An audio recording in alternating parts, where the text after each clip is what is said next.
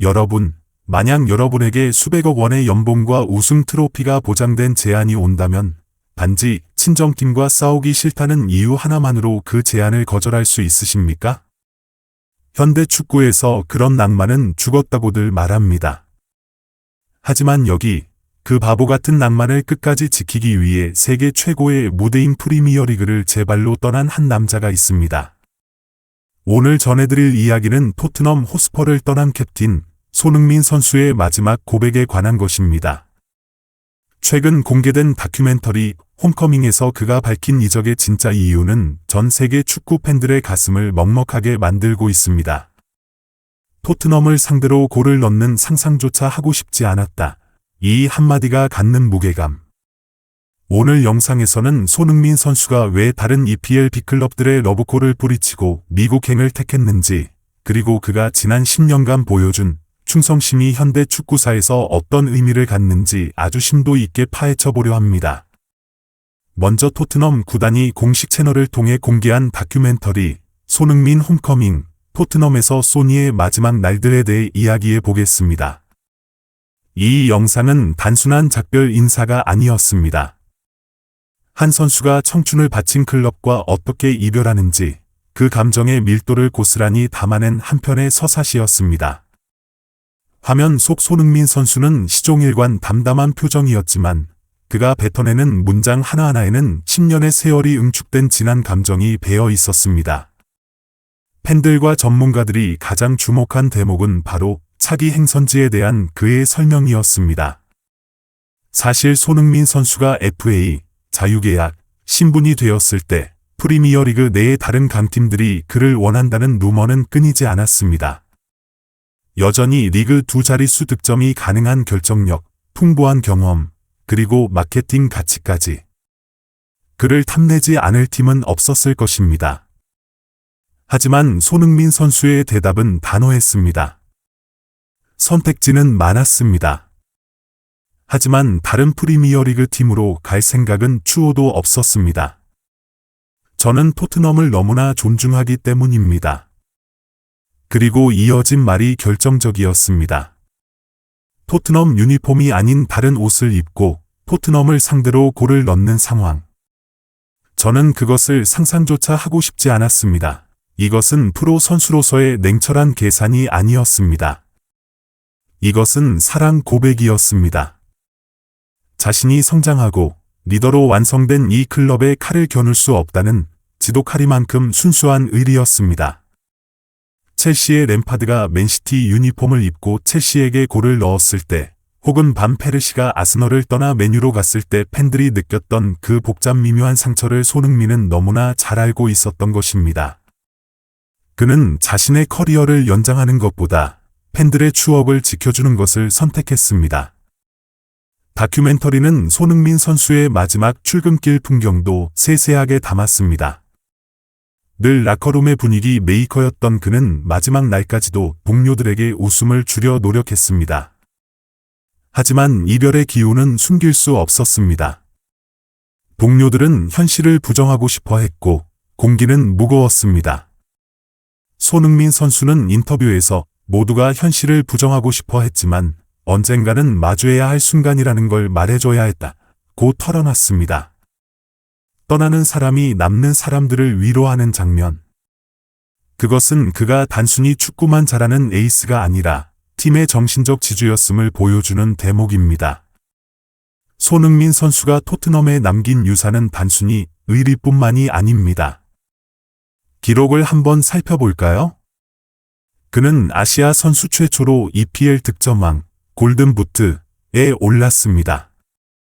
유럽 축구의 변방이라 불리던 아시아에서 온 선수가 축구 종가 잉글랜드의 심장부에서 득점왕을 차지했다는 것은 100년이 지나도 회자될 역사적 사건입니다. 또한 벌리전 70m 질주 원더골로 받은 피파 푸스카스상은 전 세계에 그의 이름을 각인시켰습니다. 토트넘 구단 역사상 최다 출전과 최다 득점 부문에서도 그는 레전드들과 어깨를 나란히 하고 있습니다. 사실 이러한 압도적인 커리어 때문에 손흥민 선수의 선택을 두고 아쉬움을 표하는 시선도 적지 않았습니다. 전성기 시절의 우승 트로피를 위해 레알 마드리드나 맨체스터 시티 같은 빅클럽으로 이적했다면 어땠을까? 그랬다면 더 많은 우승 메달을 목에 걸 수 있었을 텐데, 맞습니다. 손흥민 선수에게는 그럴 자격도, 기회도 충분히 있었습니다. 하지만 그는 끝내 토트넘에 남았습니다. 우승하기 위해 다른 팀으로 가는 것보다 토트넘에서 한번 우승하는 것이 나에게는 더 큰 의미다. 그가 입버릇처럼 하던 이 말은 결국 현실이 되었습니다. 그의 마지막 시즌, 토트넘은 41년 만에 유럽 축구 연맹, UEFA, 유로파리그 우승이라는 기적을 써냈습니다. 이 우승은 단순한 트로피 추가가 아니었습니다. 오랜 시간 무관이라는 조롱에 시달리던 구단의 한을 풀어낸 순간이었고, 손흥민이 왜 토트넘의 상징인지를 증명한 장면이었습니다. 주장 완장을 차고 가장 높은 곳에서 트로피를 들어 올리던 그의 모습. 그리고 그를 위해 런던 시내에 그려진 대형 벽화. 토트넘은 손흥민이었고, 손흥민은 토트넘이었습니다. 그는 무관의 제왕이 아니라 가장 낭만적인 우승 캡틴으로 자신의 서사를 완성했습니다. 미국 메이저리그 사커, MLS, 행 역시 이 낭만 서사의 연장선에 있습니다. 유럽 무대에서의 도전을 마무리하면서도 그는 끝까지 토트넘과 적으로 마주하는 선택은 하지 않았습니다. 챔피언스 리그에서 혹은 유로파리그에서 토트넘을 만날 가능성이 있는 다른 유럽 팀들조차 배제한 것입니다.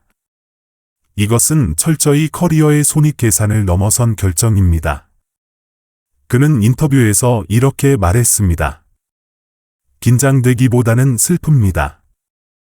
하지만 이것은 좋은 의미의 슬픔, 고드 새드니스입니다. 좋은 슬픔. 참으로 시적인 표현이 아닐 수 없습니다. 후회 없이 모든 것을 쏟아부었기에 그 이별의 아픔조차도 소중하게 느껴진다는 뜻이겠지요. 그는 토트넘에서 보낸 10년의 시간을 자랑스럽게 여기고 있었고, 그 자부심을 안고 새로운 도전을 향해 나아가는 것입니다. 손흥민 선수의 이번 고백은 현대 축구에서 점점 희귀해지고 멸종되어 가는 가치들을 다시금 떠올리게 합니다. 충성심, 로이얼티, 존중, 리스펙트, 그리고 돈으로 환산할 수 없는 감정의 무게.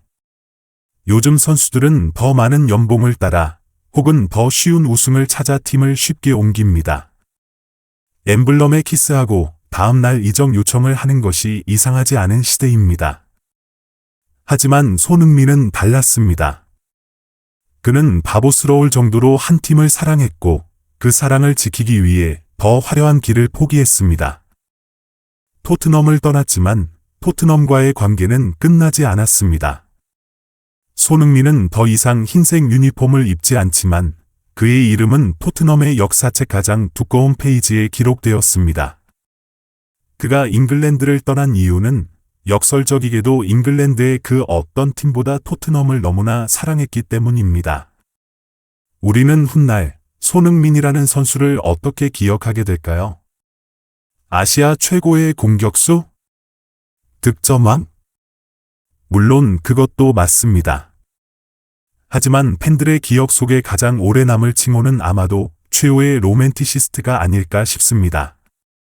토트넘을 위해 자신의 전성기를 바치고 토트넘을 위해 떠나는 길조차 배려했던 캡틴. 여러분은 손흥민 선수의 이 마지막 선택에 대해 어떻게 생각하십니까? 그의 결정이 바보 같아 보이시나요? 아니면 그 어떤 트로피보다 빛나 보이시나요? 여러분의 생각을 댓글로 남겨주십시오. 오늘 영상은 여기까지입니다. 떠나는 뒷모습마저 아름다웠던 영원한 캡틴 손흥민의 앞날을 응원합니다. 시청해 주셔서 감사합니다.